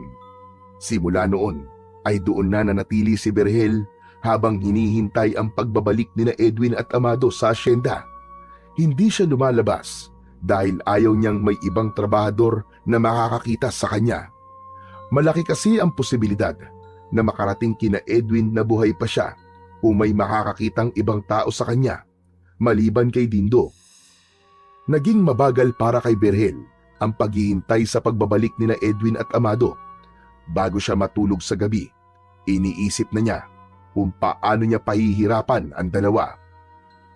Isang gabi, habang naghahapunan sina Berhel at Dindo, ay napansin ni Berhel na nakatingin si Dindo sa tungkod niya na nakasandal sa dingding. Berhel, may tanong ako sa iyo. Saan mo ba nakuha ang tungkod na yon? Nakuha ko yan dun sa hukay kung saan kami hinulog ni na Edwin at Amado. Ginamit kong tungkod para makaahon sa hukay at maglakad dahil nanghihina na ako. Sa pagkakataon na yon, pinigilan ni Berhel ang sarili na sabihin kay Dindo ang tungkol sa tunay na kapangyarihan ng tungkod. Pero kakaiba ang itsura ng tungkod mo ah. Parang kobra. Ang ganda. Hindi na lang sinagot ni Berhel ang sinabing yun ni Dindo at nagpatuloy siya sa tahimik na pagtapos sa kanyang pagkain. Matapos kumain ay si Berhel na ang naghugas ng kanilang pinagkainan. Matapos yun ay nahiga na siya sa tabi ni Dindo na tulog na kagad. Lumipas ang mga oras pero nananatiling gising si Berhel. Mailap ang antok sa kanya ng gabing yun kaya nagdesisyon siyang lumabas at maglakad-lakad. Habang naglalakad sa gitna ng kadiliman ay naalala ni Berhel si Monica at kung paano nila binuo ang kanilang mga plano sa lugar na yon. Ngunit sa gitna ng kanyang pagbabalik tanaw ay isang sigaw ng lalaki mula sa hindi kalayuan ang kanyang narinig. Agad na naisip ni Berhel ang aswang na pumapatay sa mga trabahador sa asyenda. Marahil ay umaatake na naman ang mga aswang na yon. Alam ni Berhel na hindi pwedeng wala siyang gawin, lalo na at meron na siyang kakaibang mutya at kapangyarihan. Bumalik siya sa kubo ni Dindo upang kunin ang tungkod. Palabas na sana siya nang matigilan siya. Naisip niya na baka may makakita sa kanya at makilala siya. Mabilis siyang naghanap ng bagay na maaari niyang gamitin upang itago ang kanyang pagkakakilanlan. Isang damit na nakasabit sa bintana ang nakita ni Berhel. Kinuha niya yon at ginawang pantakip sa kanyang ilong at bibig. Maigpit niyang itinali ang mga manggas ng damit sa likod ng kanyang ulo at saka siya tuluyang lumabas ng kubo ni Dindo. Tila binubulungan siya ng tungkod kung saan siya pupunta. Hinayaan lang niya ang kanyang mga paa na maglakad hanggang sa mapagtanto niya na ang daan na tinatahak niya ay ang daan patungo sa ilog. Makalipas lamang ang ilang sandali, ay huminto na si Berhel sa paglalakad nang makita niya ang dalawang aswang na inaatake ang isang lalaking walang kalaban-laban sa gilid ng ilog. Hindi na nagdalawang isip si Berhel na kunin ang atensyon ng dalawang aswang. "Hoy! Mga demonyo! Lubayan niyo siya! At ako ang harapin niyo!" Huminto ang dalawang aswang sa pag-atake sa lalaki at sabay na tumingin ang mga yon kay Berhel. Nagsimulang maglakad ang mga aswang palapit sa kanya. Huminto ang mga yon nang ilang di pa na lamang ang layo kay Berhel. Ang lakas ng loob mong hamunin kami. Sa tingin mo ba ay may laban ka sa kagaya namin? Bakit hindi mo subukan? Alisin mo ang takip sa iyong muka. Gusto kong makita kung sino ang susunod namin magiging biktima ngayong gabi. Hindi nyo na kailangan malaman kung sino ako. Dahil sigurado ako na ito na ang huling gabi na makakapambiktima pa kayo. Mabilis na lumapit kay Berhel ang dalawang aswang. Nang makita niyang papasugod sa kanya ang isang aswang, ay mabilis niya yung iniwasan. Malakas niyang inihampas ang dulo ng tungkod sa likod ng aswang. Tumilapon yun at napasubsob sa lupa. Mabilis naman na umatake rin ang isang aswang kay Berhel. Ngunit dahil sa bilis ni Berhel ay hindi yun nagtagumpay nang sinubukan siya nitong sunggaban gamit ang matutulis nitong mga kuko. Magkasabay nang umatake ang dalawang aswang kay Berhel, pero lahat ng atake ng mga yun ay madaling naiiwasan ni Berhel at kapag nakakakita siya ng pagkakataon ay malakas niyang hinahampas ang mga aswang ng kanyang tungkod. Hindi nagtagal ay nakita ni Berhel ang pagod at panghihina ng dalawang aswang. "O ano? Kaya niyo pa ba? Kung ako sa inyo, ay susuko na lang ako." Wala sa bokabularyo namin ang pagsuko. Humanda ka. Kung sino ka man, hindi pa ito ang huli nating paghaharap. Matapos yung sabihin ng aswang, ay mabilis itong umatras kasama ang isa pang aswang. Tumakbo ang mga yon papasok sa malawak na kagubatan sa tabi ng ilog. Hahabulin sana ni Berhel ang mga aswang, pero natigilan siya nang marinig niya ang pagdaing ng lalaking trabahador. Nilapitan niya ang trabahador na noong una ay inakala niyang patay na. Puno ng sugat ang buong katawan nito mula sa kagat at kalmot ng mga aswang. Walang pagdadalawang isip na binuhat niya ang lalaki at inilayo sa lugar na yon. Dinala niya ang lalaki sa harapan ng isang kubo. Maingat niyang inilapag ito sa harapan ng pinto. Kinatok niya ang pinto ng kubo at mabilis siyang tumakbo papunta sa likod ng isang tambak ng dayami upang magtago. Hindi inalis ni Berhel ang mata sa pinto ng kubo. Makalipas lamang ang ilang sandali ay bumukas na ang pinto at isang lalaki ang lumabas. Nakita niya ang gulat sa mukha ng lalaki nang nakita nito ang sugatang lalaki na nasa labas ng bahay nito. Nang makasiguro na si Berhel na meron ng tutulong sa lalaki, ay tahimik siyang lumabas sa kanyang pinagtataguan at nagsimulang maglakad pabalik sa kubo ni Dindo. Pagdating niya sa kubo ng kanyang kaibigan, ay humiga siya kagad sa tabi ng natutulog na si Dindo. Habang binabalikan ni Berhel ang nangyari, ay nakaramdam siya ng kakaibang kasiyahan sa kanyang puso. Isang kasiyahan na dulot ng pagligtas niya sa buhay ng isang tao. Napagtanto ni Berhel na hindi lang siya bumalik sa asyenda upang maghiganti. Naroon din siya upang ipagtanggol ang mga trabahador sa asyenda mula sa mga aswang na patuloy na nambibiktima roon. Kinabukasan ng tanghali, matapos makapagluto ni Berhel ng tanghalian, ay sakto na dumating si Dindo mula sa pagtatrabaho. Agad na inihain ni Berhel ang ulam nila na pritong tilapia na may sausawan na toyo at kalamansi at sili. Inilagay niya sa gitna ng mesa ang isang kaldero ng mainit na kanin. Habang kumakain ang dalawa, ay biglang binasag ni Berhel ang katahimikan. Alam mo Berhel, umatake na naman pala mga aswang kagabi. Tahimik lang na nakinig si Berhel. Nais niyang sabihin na alam na niya ang bagay na yon, ngunit nanatiling tikom ang kanyang bibig. Ang maganda nga lang, nakaligtas yung trabador na inatake ng mga aswang. Paano raw siya nakaligtas? Ayon dun sa kwento ng nakaligtas na trabador, habang inaatake daw siya ng dalawang aswang, ay meron daw isang lalaki na biglang dumating at nagligtas sa kanya. Nakita daw niya kung paanong nilabanan ng lalaking yun yung mga aswang. Ang lakas at saka ang bilis daw ng lalaki. Nakilala ba ng trabador yung nagligtas sa kanya? Sandaling tumahimik si Dindo. Tila nag-isip muna ito bago muling nagsalita. Hindi raw niya nakilala kasi may takip daw na damit yung ilong at saka bibig ng lalaki. Pero sabi niya, may kakaibang tungkod daw yung nagligtas sa kanya. Yun daw ang ginamit ng lalaki para makipaglaban sa mga aswang. Isang mahabang katahimikan ang namagitan kina Berhel at Dindo.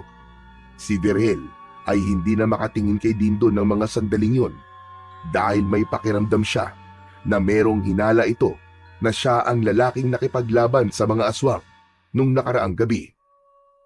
Berhel, hindi naman sa pag-aano-ano. Magsabi ka nga sa akin ng totoo.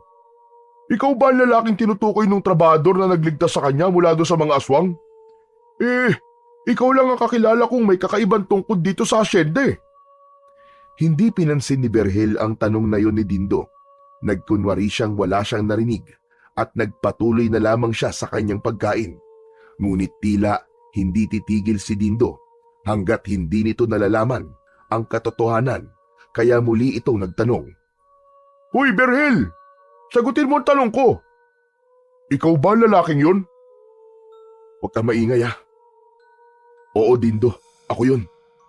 Ako nga nagligtas doon sa trabador mula doon sa dalawang aswang kagabi. Kitams! Sabi ko na nga ba eh. Nang marinig ko doon sa kwento ng trabador ang tungkol sa kakaibang tungkod, aba, ikaw kagad ang pumasok sa isip ko. Pero Berhel, masyadong delikado ang ginagawa mo ha.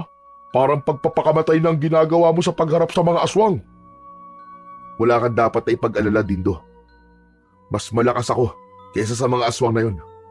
Kaya nga sila umatras kagabi kasi alam nila na hindi nila ako kaya. At kailan ka pa nagkaroon ng kakayahan na labanan ng mga aswang? Hindi ba nung inatake ka ng aswang wala kang nagawa? Dahil meron akong kapangyarihan mula sa mutya ng kamandag ng kobra. Natigilan at naguluhan si Dindo sa sinabing yon ni Berhel. Anong sinabi mo? Kapangyarihan mula sa mutya ng kamandag ng kobra? Teka. Ano ba sinasabi mo? Hindi kita maintindihan eh. Sa totoo lang, ayokong sabihin sa ito dahil kahit ako'y naguguluhan pa rin hanggang ngayon. Pero nung ihulog ako ni Edwin at Amado sa isang hukay na puno ng mga ahas, ay doon na nagsimula ang lahat ng ito. Sa pagkakataon na yon, ay ipinaliwanag na ni Berhel kay Dindo ang lahat mula sa pagtuklaw sa kanya ng malaking kobra hanggang sa magbago ito ng anyo hanggang sa maging tungkod. Nakita ni Berhel sa mukha ng kaibigan niya ang gulong-gulo na pag-iisip nito. Tama ka nga. Ang hirap nga intindihin at paniwalaan ang mga sinasabi mo, Berhel. Parang biglang sumakit ang ulo ko. Nahilo ko eh. Alam ko, Dindo. Mahirap talagang paniwalaan. Kahit ako, hindi ko alam kung anong klaseng nilalang ang malaking kobra na yun. Pero sigurado ko na ipinagkatiwala sa akin ng kobra ang tungkod na ito. Hindi lamang para magiganti, kundi para tulungan ang mga tao dito sa asyenda. Kailangan na mabigyan ng tuldok ang takot ng mga trabador sa mga aswang na matagal nang nananalasa sa lugar na ito. Kahit paano ay naging magaan na ang pakiramdam ni Berhel dahil alam niya na wala na siyang itatago pa kay Dindo. Ganun pa man, sa kabila ng kapangyarihan at lakas na taglay niya, ay hindi pa rin nawawala ang kaunting pangamba sa kanyang dibdib, lalo na't hindi pa niya alam kung ano pa ang kayang gawin ng mga aswang na maaaring maging dahilan ng kanyang pagkatalo. Simula noon ay gabi-gabi nang lumalabas si Berhel at nag-iikot sa asyenda upang tugisin ang dalawang aswang. Palagi siyang may nakatakip na damit sa kanyang ilong at bibig upang protektahan ang kanyang pagkakakilanlan. May isang gabi na iniligtas ni Berhel ang isang pamilya na pinasok ng dalawang aswang sa kubo. Muli niyang nakaharap ang mga aswang, ngunit kagaya ng una ay hindi siya nagtagumpay na mapatay ang mga yon dahil sa huli ay tumakas na naman ang dalawa. Isang gabi, habang kumakain ng hapunan sina Berhel at Dindo, ay isang magandang balita ang sinabi ni Dindo kay Berhel. Berhel, alam mo ba na masaya ang mga trabahador ngayon dito sa asyenda? Dahil sa'yo ay nagkaroon na sila ng pag-asa na malapit na matapos ang pananalasa ng mga aswang dito. Alam mo, sabi pa nga nila meron na silang tagapagtanggol ngayon laban sa mga aswang. Magandang balita nga yan, Dindo. Mabuti naman kung ganun. Yan naman talaga ang gusto kong mangyari. Halos lahat ng trabahador dito, bukang bibig ang lalaki may kakaibang tungkod. Lahat sila gustong malaman kung sino ka. Pero Dindo, wala akong balak na magpakilala sa kanila. Pero isipin mo pa rin, Berhel. Magandang makilala ka ng mga tao. Sigurado kung sisikat ka. Hahangaan ka ng marami. Hindi ako naghahangad ng kasikatan, Dindo. Wala akong oras para dyan. Ang gusto ko lang ay tapusin ang mga aswang. Gusto ko silang mawala. Hindi lang para sa akin, kundi para sa lahat ng natatakot sa kanila. At higit sa lahat, gusto kong magiganti sa ginawa nila Edwin at Amado kay Monica. Kapag nagawa ko ng lahat ng yun, hindi ko nagagamitin ang lakas at kapangyarihan na meron ako. Ikaw ang bahala. Sinabi ko lang naman kung ano sa tingin ko ay ang tama. Oo nga pala, Dindo. May balita ka na ba kung kailan babalik sina Edwin at Amado dito sa asyenda? Wala pa akong balita, Berhel Pero hayaan mo, kapag nalaman ko kung kailan sila babalik, ay sasabihin ko agad sa'yo. Nang sandaling yon, ay hindi na makapaghintay si Berhel na muling makaharap sina Edwin at Amado. Nais niya ng isakatuparan ang kanyang paghihiganti dahil naniniwala siya na matatahimik lamang ang kaluluwa ni Monica kapag nakuha na nito ang katarungan na nararapat para sa kanya. Kinabukasan ng gabi, napansin ni Berhel ang pagmamadali ni Dindo sa pagpasok sa kubo. Isinarado nito ang pinto at agad na lumapit sa kanya. Oh, ano nangyari sa'yo, Dindo? Para ka nakakita ng multo Berhel, dumating na sina Edwin at Amado. Bumalik na sila dito sa asyenda.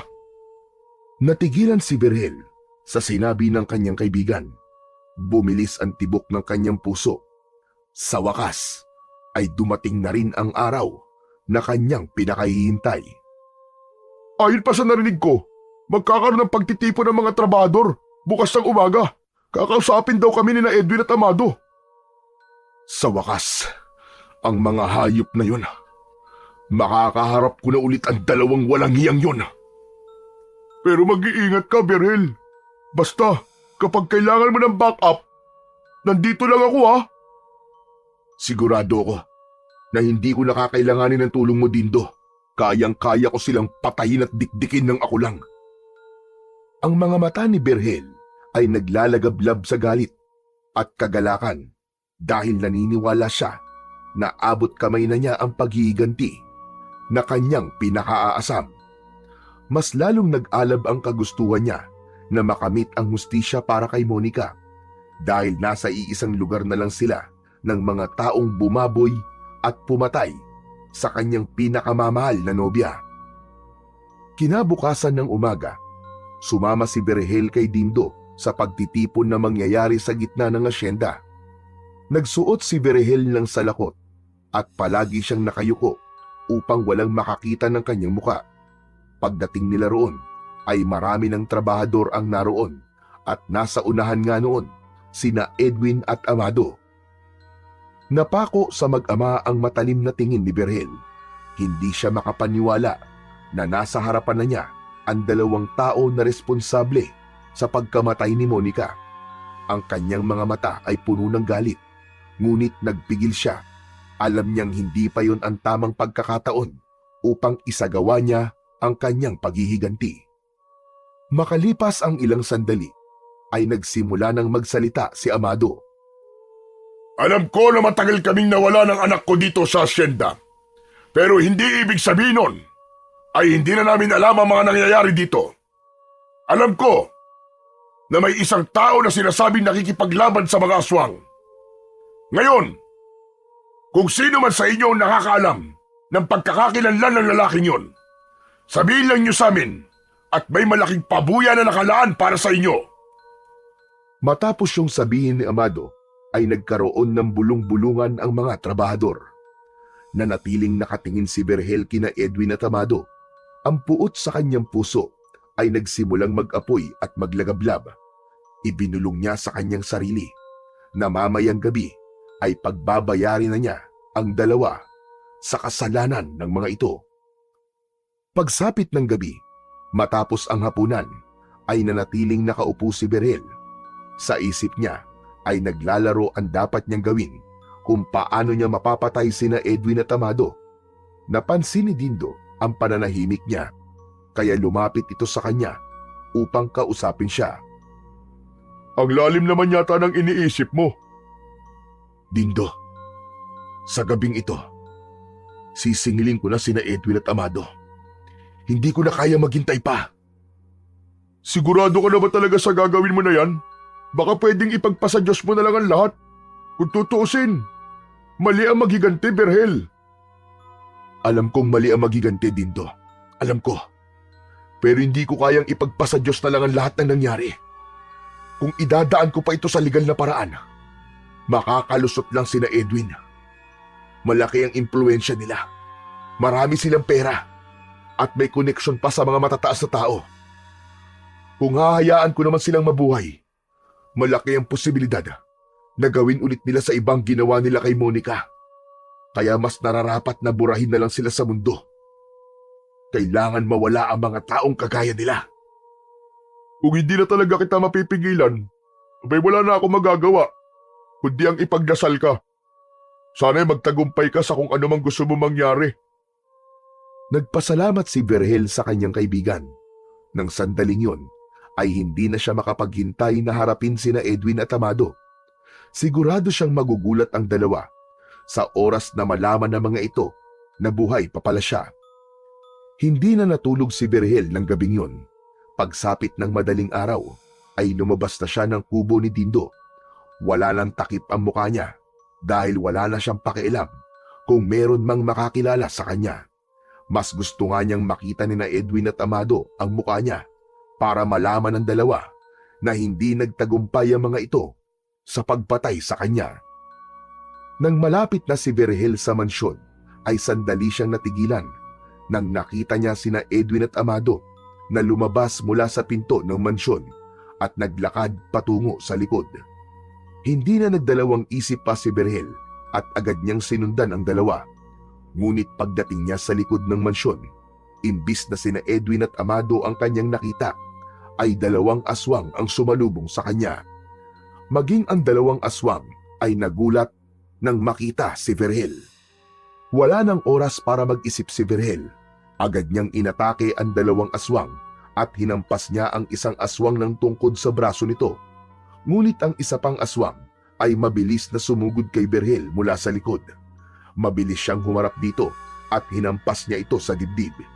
Nagpatuloy ang pakikipaglaban ni Berhel sa dalawang aswang. Ipinamalas niya ang lakas at bilis na dulot ng mutya ng kamandag ng kobra. Lahat ng pag-atake na ginagawa ng mga aswang ay walang kahirap-hirap niyang naiiwasan at nadedepensahan.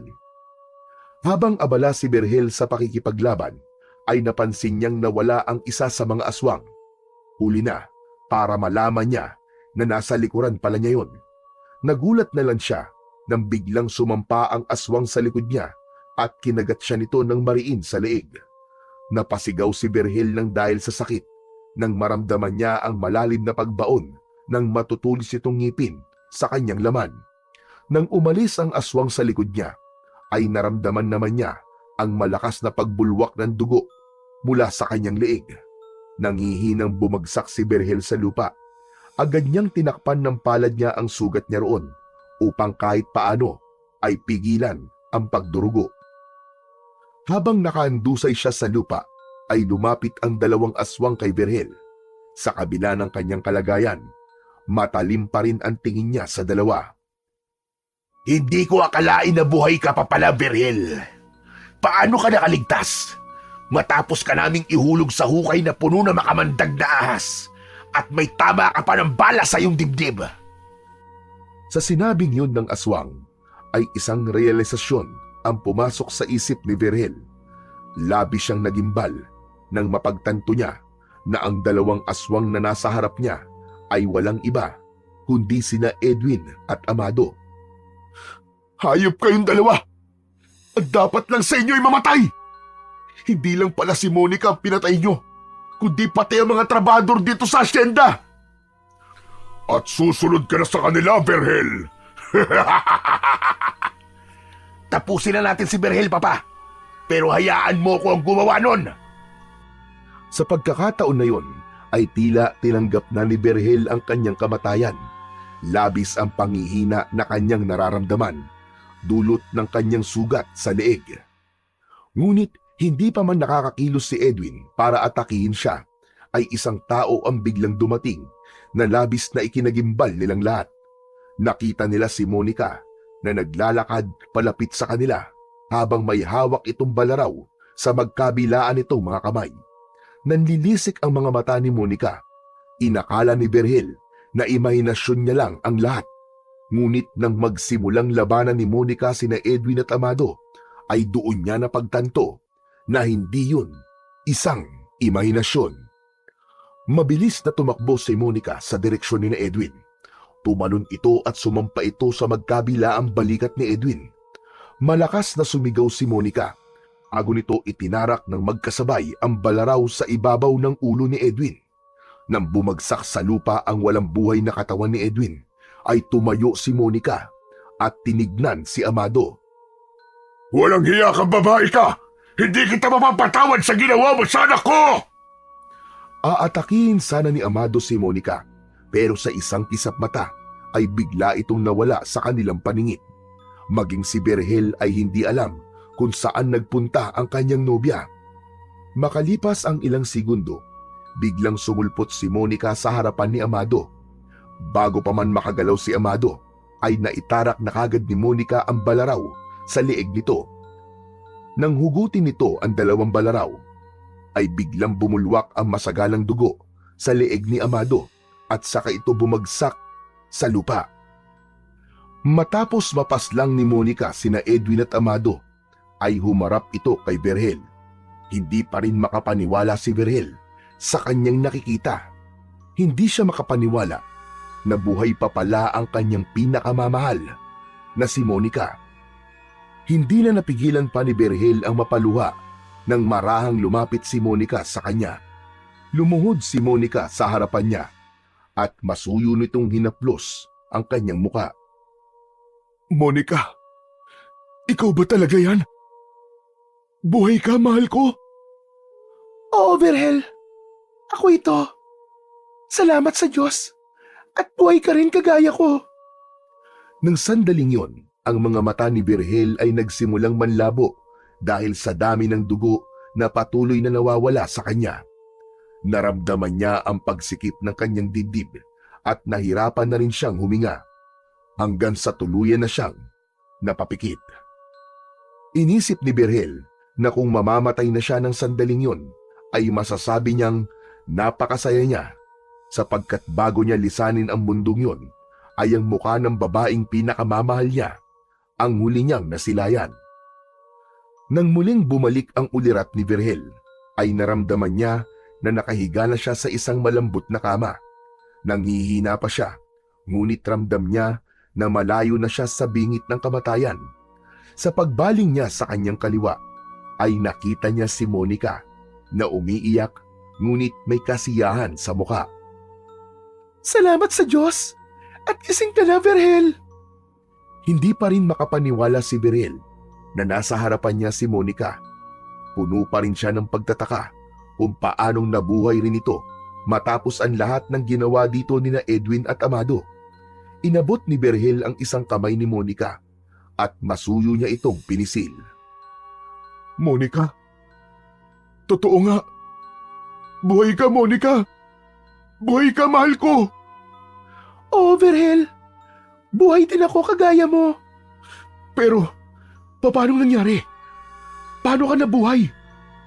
Sa totoo lang, hindi ko rin kayang ipaliwanag ng malinaw ang lahat. Nagising na lang ako sa isang parte ng gubat at may dalawang kobra na nakapalupot sa katawan ko. Parang pinoprotektahan nila ako. At nang magising ako, wala na ang mga sugat sa katawan ko. At ang dalawang kobra, nagbago sila ng anyo.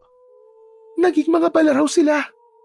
Ang totoo, matagal na ako nasa asyenda at naghihintay ng pagkakataon para magiganti. Sandaling natahimik si Berhel.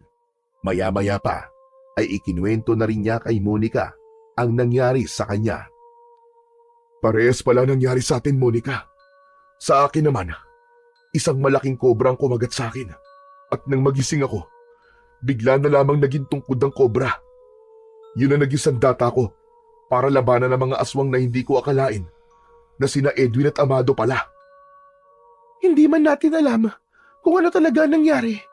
Ang importante ay nawakasan na natin ang kasamaan nila at buhay tayong dalawa, mahal ko. Tama ka, mahal ko. Binigyan pa tayo ng pagkakataon ng Diyos para bigyan ng katuparan ng lahat ng plano at mga pangarap natin. Yumuko si Monica at ginawaran nito ng mabilis na halik sa labi si Berhel. Matapos yun, ay mahigpit silang nagyakap. Walang tigil ang luha nilang dalawa. Walang ibang naramdaman si Berhel, kundi kasiyahan dahil wala na sina Edwin at Amado. Ibig sabihin, nakamit na nila ang hustisya sa ginawa ng mga yon sa kanila. At matitigil na rin ang pag-atake ng mga aswang sa asyenda. Makalipas ang ilang araw, matapos makalabas ni Berhel sa ospital, ay nagdesisyon na sila ni Monica na lisanin ng tuluyan ang hasyenda upang iwanan na roon ang lahat ng hindi magagandang karanasan na meron sila. Isang umaga, nasa bus station ang magkasintahan habang naghihintay ng bus papunta sa Maynila. Bukod sa mga damit, dala rin nila ang tungkod at ang mga balaraw na naging sandata nila sa pagkamit ng katarungan. Nasa tabi nila si Dindo na kanina pa umiiyak dahil aalis na sila. Dindo, tama na nga ang pag-iyak mo. Magkikita pa naman tayo eh, pambihira ka naman tao ka, oo. Lalo kang pumapangit eh. Tumigil ka nga dyan. Naiiyak na nga ako eh, nakasaro pa ako. O siya, ano pa bang magagawa ko? Basta, mag-iingat kayo ha. Kung may pagkakataon kayo, bumisita naman kayo sa akin. Baka mamaya kalimutan nyo na ako ha. Makakalimutan ba naman namin ang tao nagsalba ng buhay ko?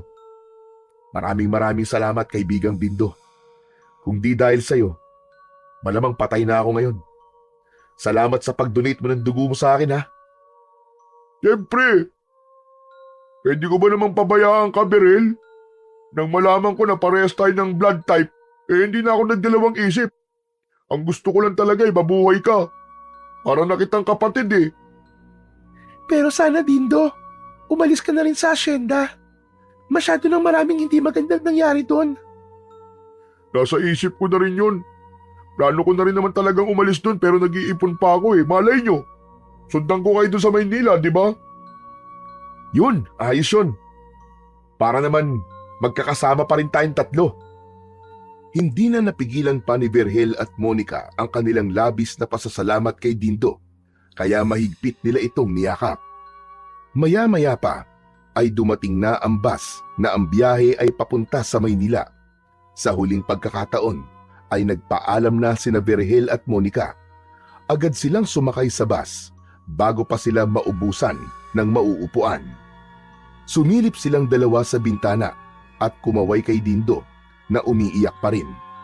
Nang umandar na ang bus ay inihilig ni Monica ang ulo nito sa balikat ni Berhel. Pareho silang nakatanaw sa labas ng bintana. Alam ni Berhel na hindi magiging madali ang buhay nila ni Monica sa Maynila, lalo na't hindi sila pamilyar sa lugar na yon.